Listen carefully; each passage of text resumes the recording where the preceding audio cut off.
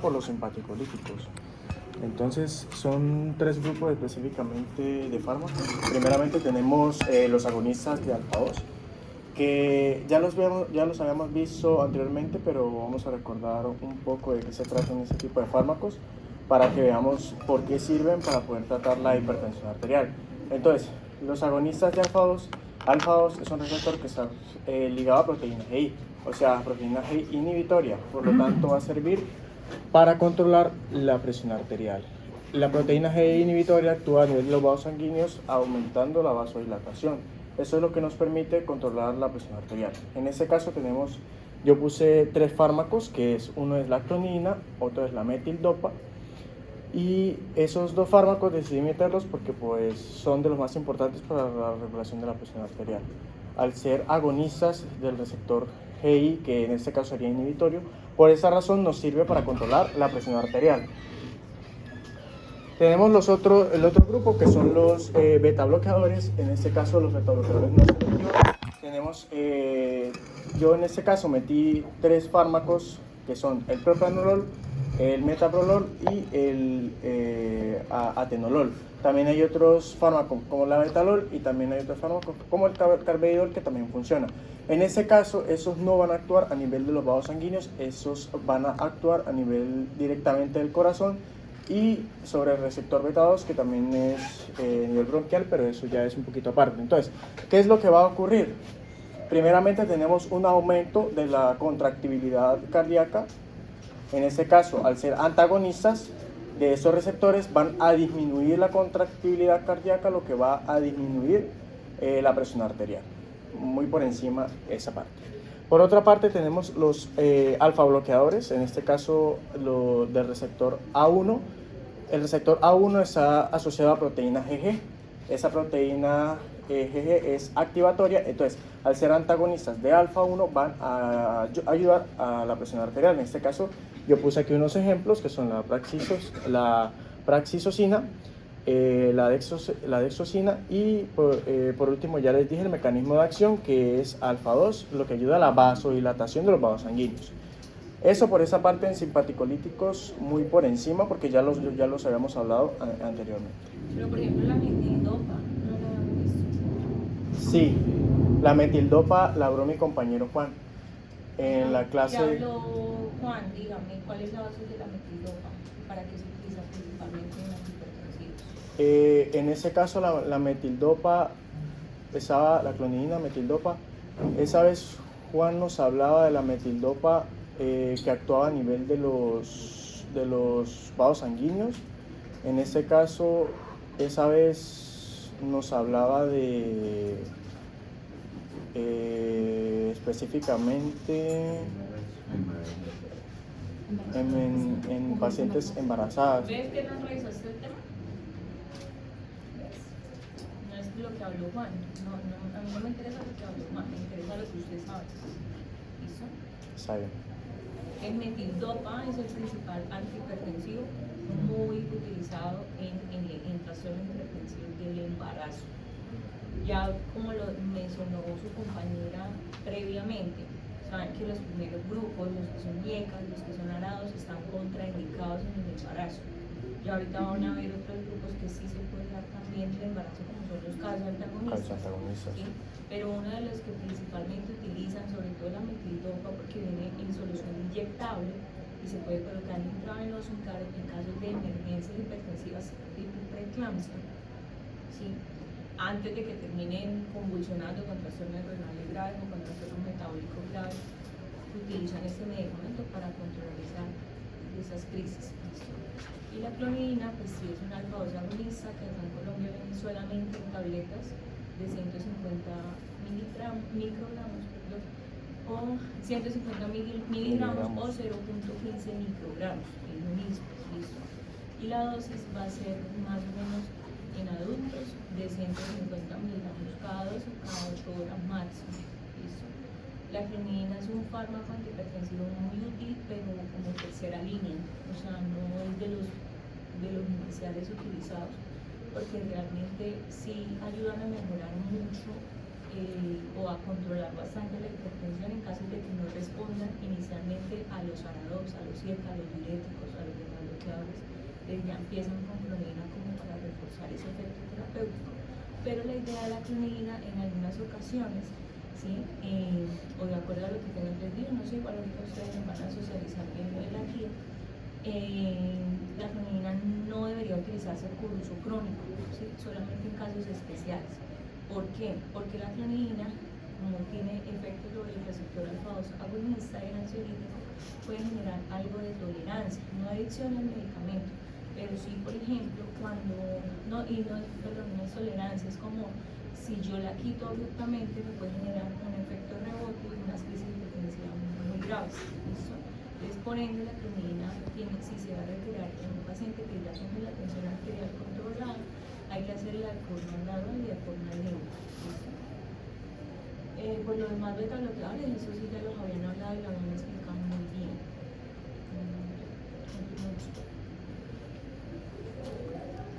Entonces, pasamos a los diuréticos acídicos. En este caso, voy a explicar rápidamente en qué consiste y en qué actúa. Bueno, de los diuréticos acídicos, estos... ¿Puedes correr un poquito para acá? Claro. Es que estás tomando la... En los diuréticos acídicos, estos actúan a nivel del túbulo contorneado distal del riñón. Ahí actúan normalmente, lo que hace básicamente es hacer una reabsorción del sodio. Ya sabemos que si se reabsorbe el sodio, lo que hace el agua es ir hacia donde va el sodio. Entonces, cuando se reabsorbe el sodio, el agua entra nuevamente al organismo, eso aumenta la volemia. Entonces, lo que hacemos es inhibir o controlar esa reabsorción de sodio para que de esa manera disminuya la volemia y con ello disminuya la presión arterial. Las tiazidas bloquean el cotransportador, como ya lo dije, el cotransportador de sodio y cloro, que lo que hace es, al entrar el sodio por el mismo gradiente de concentración, pues va a utilizar la energía que ya fue creada por ese mismo ion para poder entrar, impidiendo que el sodio y el cloro se reabsorban. Como consecuencia de esto, pues los iones quedan, bueno, el paciente en este caso aumentaría la excreción del sodio, lo que permitiría la disminución de la volemia. Como lo dije anteriormente, como consecuencia, por gradiente de concentración, el agua va a ir hacia donde están los electrolitos, de esa manera disminuyendo la volemia, que es básicamente la función de los diuréticos acídicos. En este caso, pues la absorción va a ser de forma oral, una biodisponibilidad variable, porque al ser de forma oral, pues va a tener un efecto de primer paso, que en este caso es por el hígado, y de esa forma va a disminuir la biodisponibilidad, en este caso quedando de entre un 60 a un 80%. En la distribución se une a proteínas plasmáticas y se concentra en el riñón, específicamente, que es principalmente su sitio de acción. En la excreción principalmente tenemos que se excreta de forma renal y bueno, también son secretados en el túbulo contorneado proximal, que es el que se encarga de la mayor parte de la reabsorción. Como consiguiente, tenemos en la siguiente diapositiva tenemos la farmacodinámica. En este caso, los fármacos que yo puse son esos 4, pero nos vamos a enfocar principalmente en la hidroclorotiazida, que es el fármaco más importante y es uno de los fármacos de primera línea de los diuréticos acídicos que se utilizan para tratar la hipertensión arterial. Bueno, los efectos principales, ya lo dije, es lo que hace básicamente es, bueno, aquí creo que se me fue la mano, porque lo que hace básicamente es la disminución de sodio. Lo que permite esta disminución de sodio es que el paciente empiece a liberar los líquidos, los fluidos, lo que va a disminuir la volemia. En el mecanismo de acción, vean, aquí ya lo puse, es la inhibición del cotransportador de sodio y cloro, que utiliza la misma energía, como ya lo dije, generada por el transportador, que es el sodio, para poder liberar asimismo el cloro en la misma orina. Como lo dije, ayuda a la reabsorción de sodio en la orina. El agua sigue el efecto diurético, que es la liberación de esa misma cantidad de agua, para de esa forma disminuir la volemia y poder controlar la presión arterial. Como resultado final tenemos una disminución del volumen plasmático, una disminución del gasto cardíaco porque el corazón debe latir más lento para poder enviar la sangre a los tejidos periféricos, y una disminución de la resistencia vascular periférica, como ya lo dije, para poder llevar la sangre a los tejidos periféricos, y una reducción de la presión arterial como resultado final de todo lo anteriormente dicho.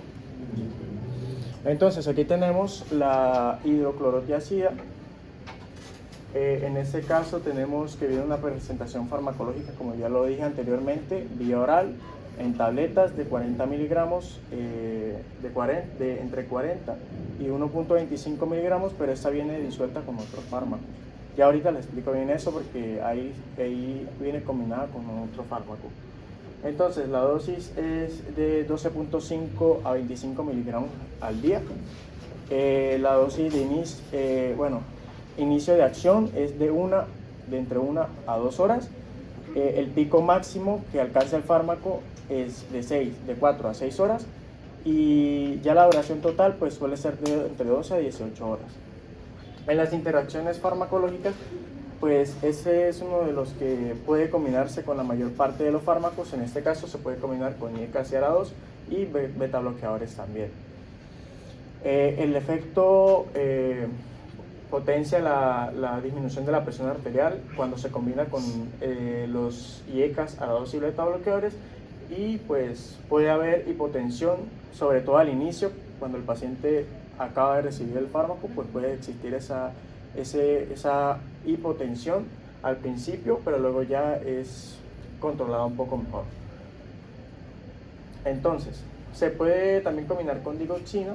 En este caso, la tiazida, pues recuerden que lo que va a hacer es liberar, entonces va con el efecto de la tiazida, pues disminuye el potasio, lo que puede provocar una hipocalemia. La hipocalemia, pues bueno, puede generar toxicidad. En este caso no se puede combinar con digoxina, y en el caso de los AINES y el litio, si se utiliza litio, pues puede provocar toxicidad en el paciente, y en el caso de los AINES está contraindicado con ellos. Por otra parte, que la interacción de hidroclorotiazida o tiazidas con digoxina es buena o es mala, o se puede hacer o no se puede hacer.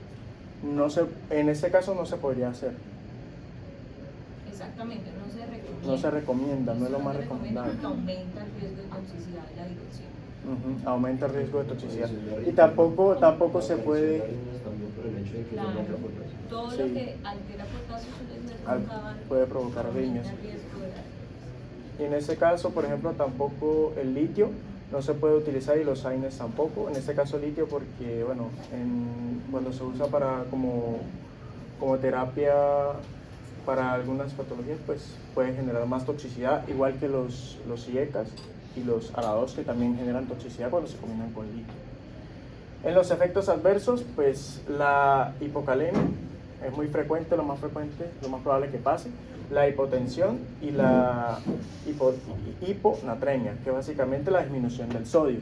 Ya sabemos que el sodio es el principal electrolito encargado de la excitación neuronal, y eso puede causar también daños en el paciente.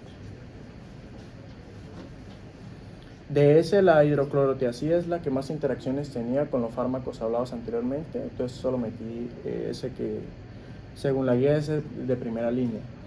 Entonces tenemos ahora los bloqueadores de los canales de calcio. En los bloqueadores de los canales de calcio, entonces primero vamos a explicar su mecanismo de acción. En este caso, estos se encargan principalmente de bloquear los canales de calcio, como ya lo dije anteriormente, específicamente un tipo que es el tipo L. Estos son dependientes del voltaje, entonces estos están principalmente ubicados en el músculo liso vascular y en el tejido cardíaco. Entonces, ¿qué es lo que ocurre acá?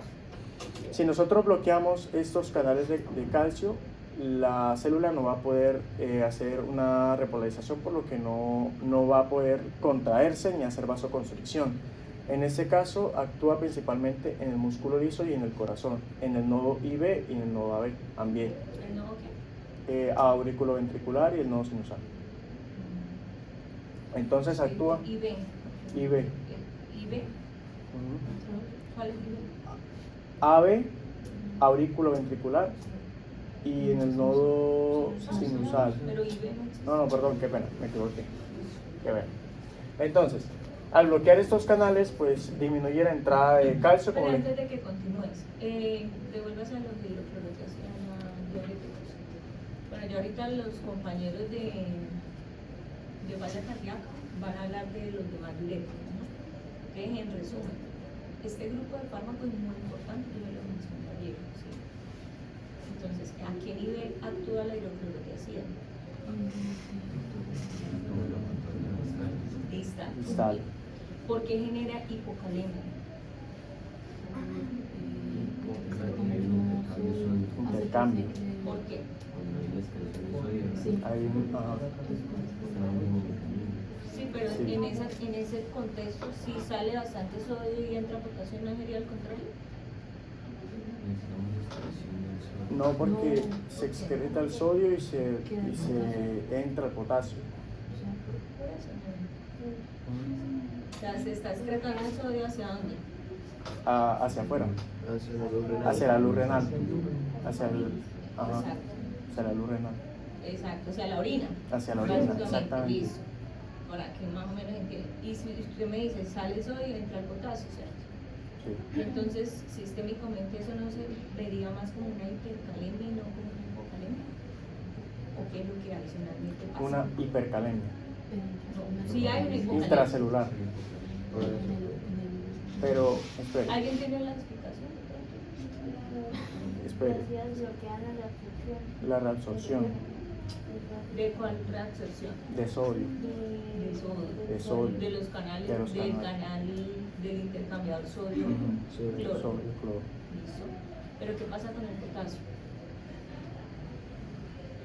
Hay una reabsorción de potasio otra vez.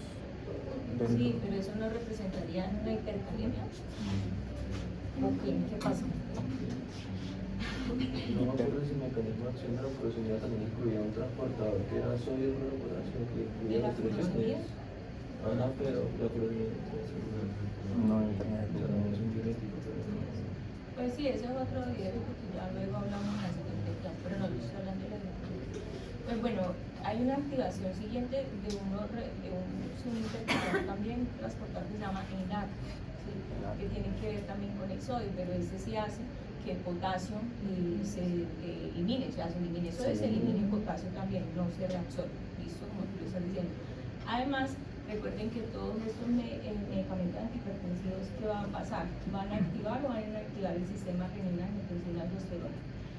Una pregunta, Luna fue la que Sí, preguntó, ¿no? ya. Luna, ¿usted habló bien del sistema renina, angiotensina, Sí. aldosterona? Listo, bueno, entonces como yo lo hablo bien, ¿qué pasa? Pues lo van a inactivar, porque bueno, lo que hace es inhibir Exactamente, como un mecanismo así de como defensa. mecanismo de defensa. Exacto, Si lo entonces activamos. el paciente, imagínense el escenario. O sea, yo siempre soy como muy imaginativa con las cosas para poder entender mucho, no es solamente leer y venir a repetir, no. Imagínense las cosas más o menos, qué es lo que pasa. El paciente está hipertenso, ¿listo? Yo le voy a dar un antihipertensivo porque pues, está hipertenso. Entonces le inicio los sartamas y hidrofluorotiazida, que generalmente es una de las combinaciones más usuales, ¿listo? Claro, de forma terapéutica se van a bajar los niveles de presión arterial. ¿Listo? Si se baja la presión arterial, el sistema, el cuerpo es muy inteligente y él entiende, se me está bajando la presión, voy a activar el sistema para ayudar otra vez a subir la presión arterial. Entonces, cuando se activa la aldosterona, que es inicialmente, lo que hace también de una u otra forma es bloquear, ¿sí? O ayudar por el tema del potasio, pues genera mayor depresión de potasio, ¿sí? Para que entre más sodio en teoría y aumente lo que es el sodio, arrastra el agua, todo eso es bulimia, ¿listo? Entonces por eso también en estos fármacos, sobre todo con los diuréticos, hay mayor riesgo de hipocalemia, pero en este tipo de diuréticos, por eso hay una clasificación de los diuréticos que se llaman ahorradores de potasio, que eso actúan de una forma muy diferente que lo vamos a ver luego. Ahí entra la espironolactona, por ejemplo, ¿listo?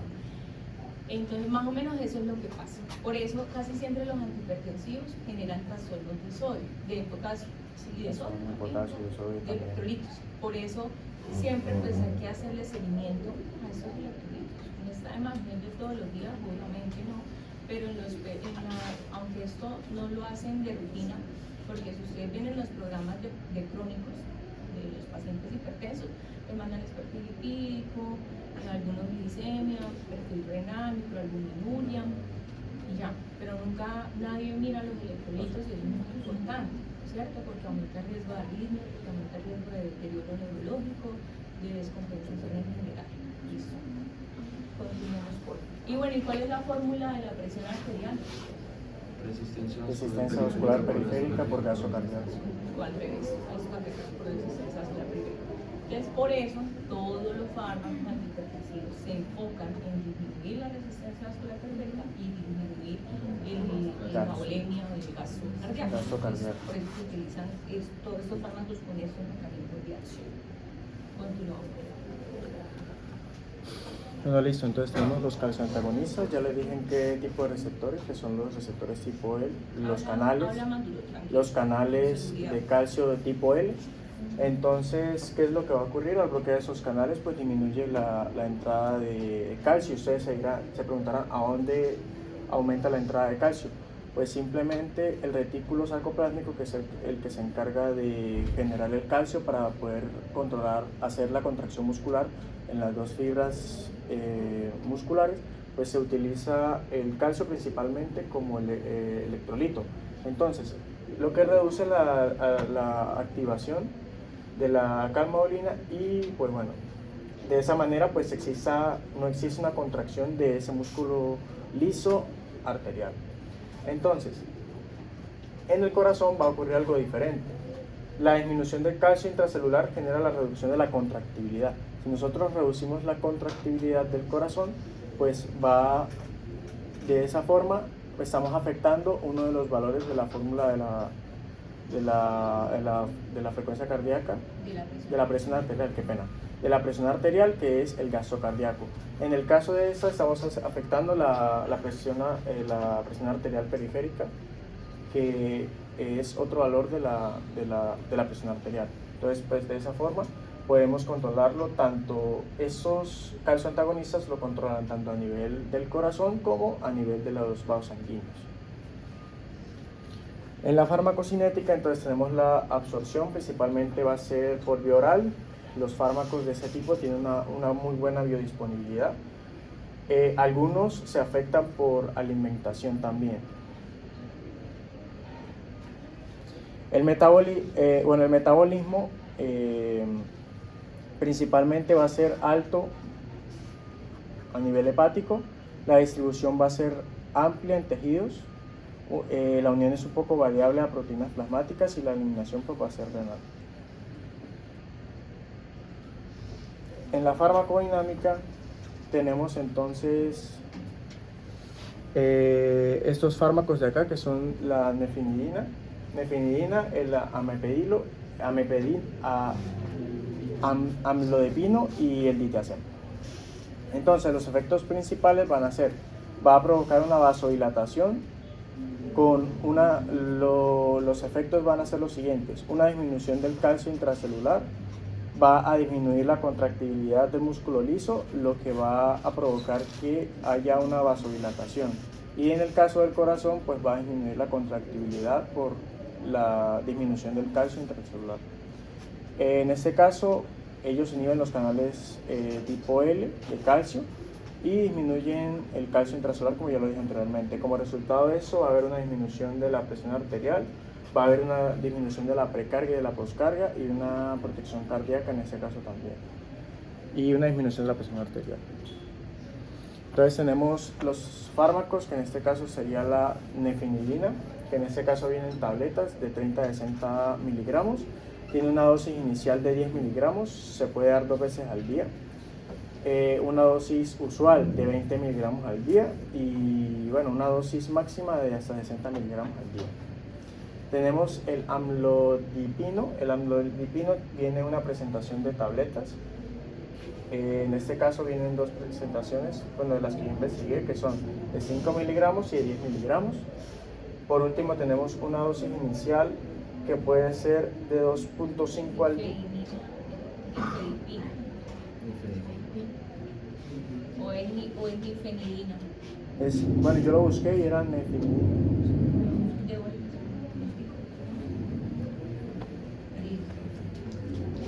Como es nifedipina. Es nifenidina. No es nifenidina. ¿Cómo? Si es nifedipina, pues yo lo copié y lo pegué varias veces en el envío, ¿no? ¿Y no qué pasó? Tranquilo, yo te hago la averiguación para que tú confíes en Bueno, está bien. Entonces, en las interacciones farmacológicas tenemos que es un calcio antagonista. Ya sabemos que, bueno, de los calcios antagonistas, no se pueden utilizar medicamentos como espirulactona en este caso. Otros antihipertensivos, bueno, van a potenciar el efecto de la hipotensión y pues bueno, no se puede utilizar con antibióticos. Estos fármacos no se pueden utilizar con antibióticos. Tenemos principalmente porque, bueno, los antibióticos reducen la acción del fármaco. ¿Cómo? Reduce la acción del fármaco principalmente porque al bloquear los canales de calcio, bueno, es que en esa parte creo que no, la verdad no estoy seguro.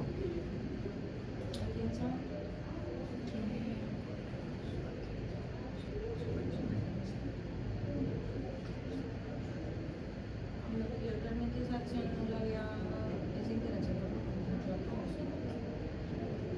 Pero si inhiben debe ser por la vía de la CYP. Debe ser por CYP. Nifenidina es un fármaco que no existe. Eso claro, igual acá en inglés no existe. Es nifedipina o nifedipino, como le quieran llamar. Eso. Entonces, se puede decir nifedipina o nifedipino, se puede decir así. Es como gente que dice anlodipina o anlodipino. O sea, es lo mismo, son como maneras de decir las cosas, pero lo que se quiere decir que nifenidina no existe. No sé cuánto acá, no sé si alguna cosa me ha visto eso. Y es un fármaco muy utilizado también para trastornos hipertensivos del embarazo. Eso es lo otro que se llama También se embarazo. utiliza para el embarazo. Sí, o sea, pero el más utilizado de los dos es el nifedipina.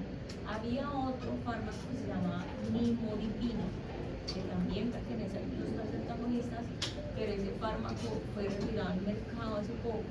Ese venía en una concentración de 10 miligramos y hoy en día pues, no se consigue, no hay comercialización de ese, pero está en nifedipina. Por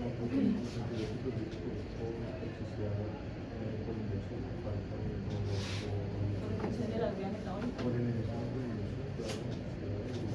toxicidad del antibiótico o del antagonista.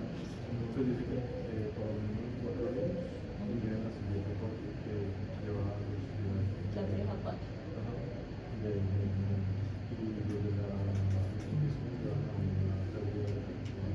Por inducción de...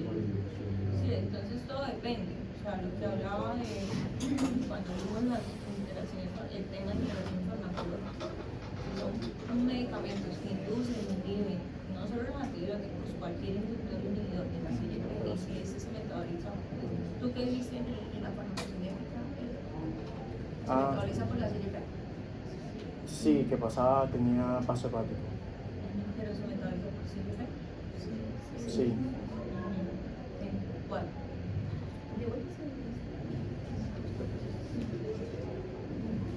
Cinética. Sí, por la 3 a 4. Exactamente. Entonces dilo con seguridad si lo acabas de decir, porque te da, o sea, porque no dudas.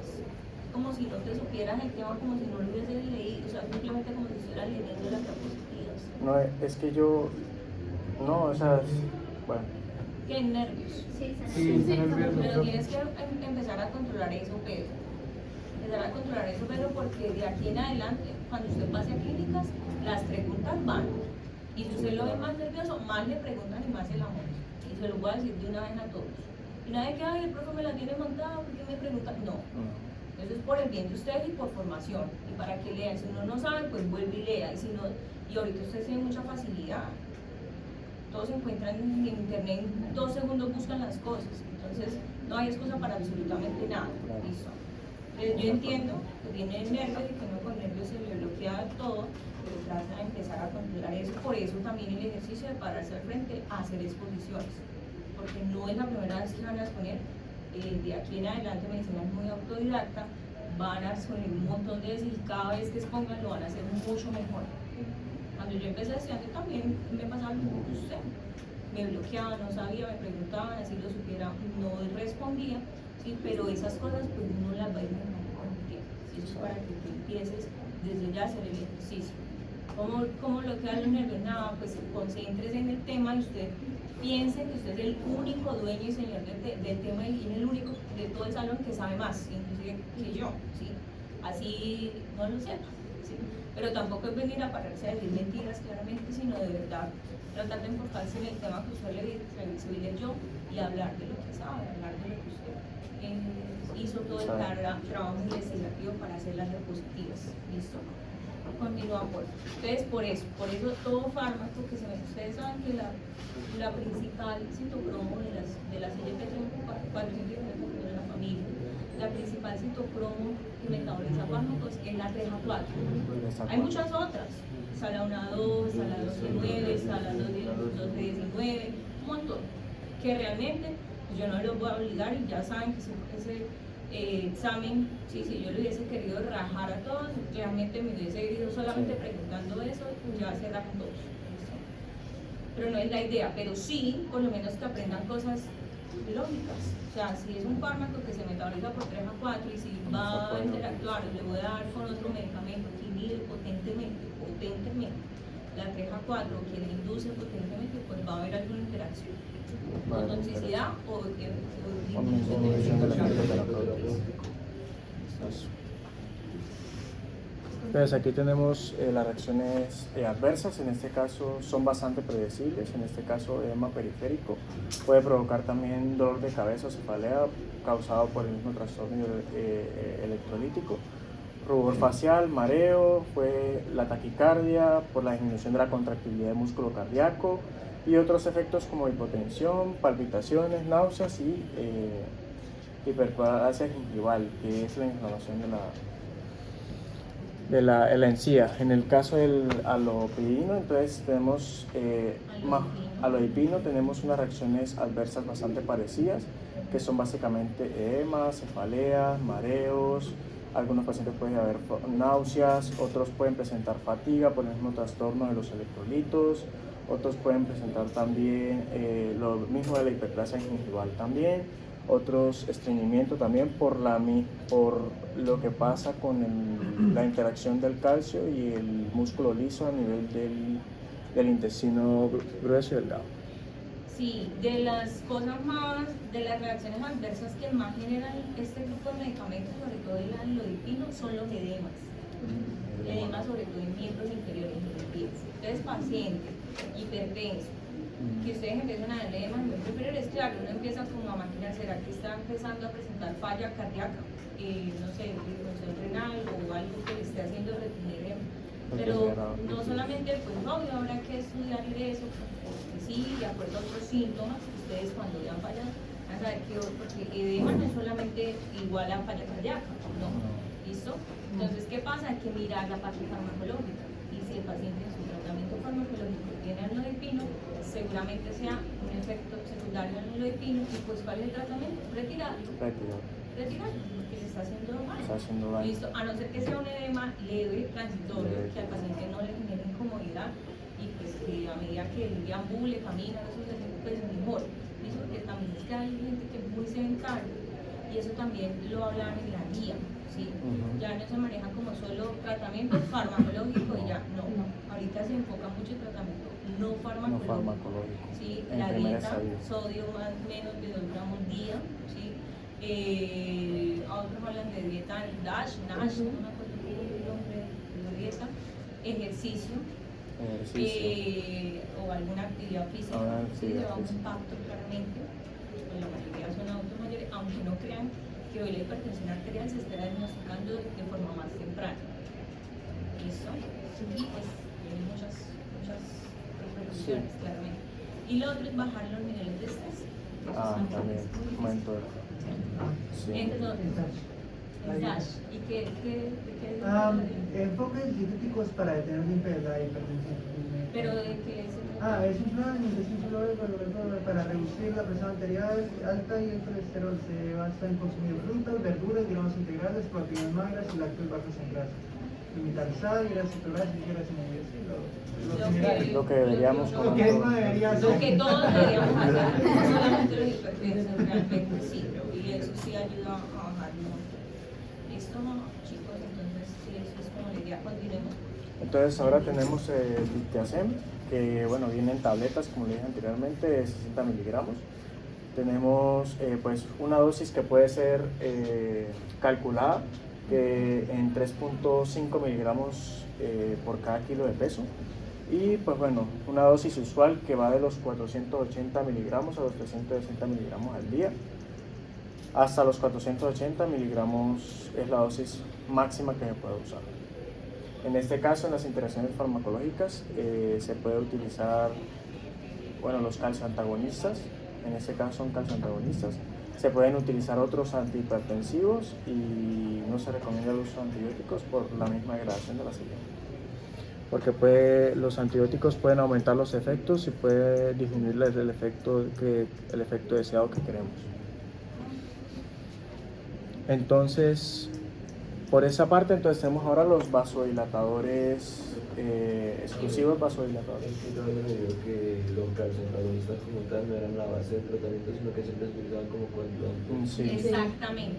No es, o sea, a ver, solamente, por ejemplo, en el embarazo. En el embarazo. ¿Sí?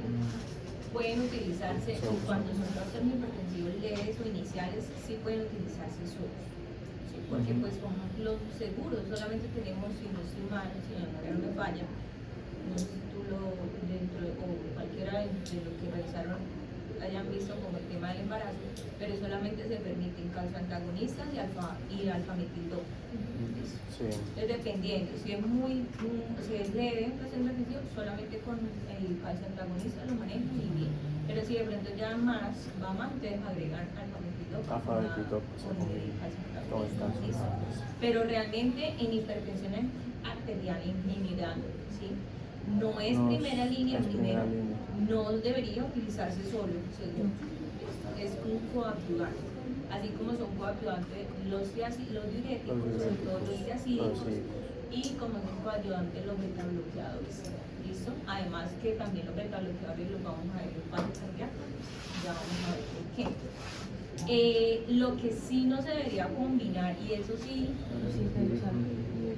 que hoy aquí yo siempre me veo fijando en las formulaciones del hospital, y yo les conté que yo estuve más de un año trabajando en farmacovigilancia y ese era mi trabajo, revisar que formularan bien y que no existieran errores de medicación. Que era un médico general, no sé si es una Pamplona o no. Ojalá que no, porque me decepcionaría mucho, igual no le di clase, no mentiras. Pero imagínense que formuló un paciente losartán y enalapril. O sea, jamás y nunca, por favor, así sea que ustedes no enfrentan eso, pero por favor, esa combinación, nunca unieca con una arauz, jamás y nunca. O lo uno o lo otro. Sí me pueden hacer el resto de combinaciones que quieran, si el paciente no mejora claramente. ¿Sí? IECA, aunque entre los IECA y los arados se prefieren los arados. Ya expliqué ya por qué. ¿Listo? Entonces puede ser arados con una antiacida, con un betabloqueador. Qué pena molestarlos. Buenos días. Perdón, ¿ustedes tienen las llaves del salón? No. No, estaba abierto para Gracias. Me robaron una Sí. de ácida puede ser con los calcioantagonistas, ¿sí? Entonces realmente esas son más o menos las combinaciones, o con alfa-hoja agonista cuando ya es muy severa, y pues más o menos esas son las combinaciones que hay, las opciones que hay. Yo también más adelante. Y la van a las perfecto, interacciones, eso está muy bien para que les para quede muy todas claro. las- Dale, continuemos. Bueno, a ver si entonces, alcanzamos.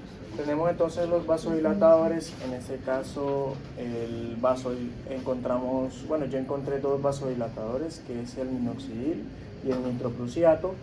En el caso del minoxidil lo metí ahí como dato extra porque el minoxidil actualmente se utiliza para hacer crecer el cabello, pero también tiene los efectos vasculares periféricos, en este caso arteriales más que venosos, por una acción que ahorita les voy a explicar bien. Entonces, en el nitroprusiato lo que hace básicamente es generar el óxido nítrico. Al generar el óxido nítrico en el músculo liso vascular va a activar la guanilato ciclasa, y al activar la guanilato ciclasa eso va a aumentar el GMP. Al aumentar el GMPC lo que va a provocar es una vasodilatación. Bueno, ya lo dije anteriormente, esto produce una disminución del calcio intracelular, eso funciona también a partir del ion calcio, lo que provoca la relajación del músculo liso vascular y provoca una vasodilatación, lo que disminuye la presión arterial. Como resultado, ya lo dije anteriormente, va a tener una función más arterial que cardíaca, pero también se toma en cuenta de que también va a disminuir la precarga y la poscarga a nivel del corazón. En la absorción tenemos que ese fármaco se utiliza en vía intravenosa. La absorción es intravenosa, como es intravenosa, tiene una biodisponibilidad del 100%. En el caso del metabolismo, ese tiene un metabolismo bastante interesante, que es básicamente que el fármaco se metaboliza liberando, ya lo dije, el óxido nítrico, y genera algo que se llama como subproducto el cianuro. El cianuro es convertido, ya sabemos, en el hígado por tiosinato, que se va a eliminar de forma normal. Entonces, hay cierta posibilidad que en algunos pacientes que por ejemplo presenten daño hepático, pueda generar intoxicación por cianuro. Entonces, en la distribución tenemos una alta distribución en los tejidos, una unión variable a proteínas plasmáticas, es bastante variable, depende de la cantidad de proteínas plasmáticas que tenga el paciente, y la excreción va a ser principalmente pues, por la vía renal. El cianuro, que se va a convertir en el subproducto, que en este caso sería el tucinato, se libera a partir de la vía renal. Y la vida media pues bastante corta. Entonces, de los fármacos que encontré, tenemos el nitroprusiato.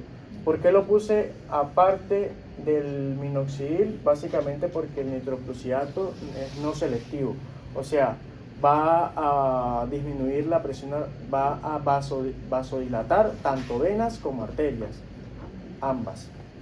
Entonces aquí están los efectos. Básicamente los efectos principales son efectos de vasodilatación. Va a aumentar el óxido nítrico, va a aumentar el AMP cíclico, va a disminuir los niveles de calcio, lo que va a provocar una vasodilatación. En el mecanismo de acción ese es exactamente, y el resultado final pues va a ser una caída de la presión arterial, una disminución de la precarga y de la poscarga ligeramente, pero lo va a hacer, y pues una protección cardíaca y vascular tanto para venas como arterias, ambos. Aquí tenemos la presentación, entonces el nitroprusiato. Viene solo inyectable, ¿sí? Viene solo en solución inyectable, y bueno, la presentación es de 25 miligramos sobre mililitros. Y también viene presentación de 2 miligramos, cuando lo encontré en la... Sí, de 2 mililitros también viene en presentación. Esas son las dos presentaciones principalmente. Entonces, lo más importante acá es que este se usa disuelto en infusiones. Sí, diluido. Se utiliza diluido, entonces la dosis usual es de 0.8 microgramos, pero en este caso ahí puse la fórmula, entonces 1 miligramo es igual a 1000 microgramos, por lo que solamente habría que dividirlo, y ahí nos daría el valor exacto, que en este caso serían, bueno, 1 miligramo, 0.0003 microgramos por kilogramo por un minuto. Esa sería más o menos la concentración que se le da al paciente cuando se diluye ya... 0.3 a 8 microgramos kilo minuto. Ujú. Entonces, digamos, un paciente pesa promedio 60 kilos. Entonces se Ujú. agarra más o menos pues, siempre la mitad, ¿no? Siempre la De mitad. esos dos. Y entonces se da, pongámosle 5 microgramos kilos, 6 por 5, 30, 300 microgramos. 300 microgramos minuto. Sí. Listo. Eso Y es ya ahí, de ahí eso es lo que tiene que hacer ya para la preparación, la administración del medicamento, lo va a hacer. Entonces aquí, Así se hace. aquí puse más o menos con qué se puede, o sea, con los que las interacciones farmacológicas puse principalmente que se debe diluir. Se puede diluir en soluciones de dextrosa, se puede diluir en cloruro de sodio también y también en lactato O sea, renina, en cualquier líquido. en cualquier líquido, sí, básicamente. Perfecto. Bueno, con el tema de continúa. Bueno, esas son las reacciones adversas. Bueno, hipotensión, más o menos se entiende, ya al saber el mecanismo de acción se sabe cuáles son las reacciones adversas que puede provocar el fármaco, que en este caso la hipotensión excesiva es uno de los más comunes, la taquicardia refleja, el mareo y en algunos casos de sobredosis puede provocar intoxicación por cianuro, por lo que dije anteriormente, que el óxido nítrico puede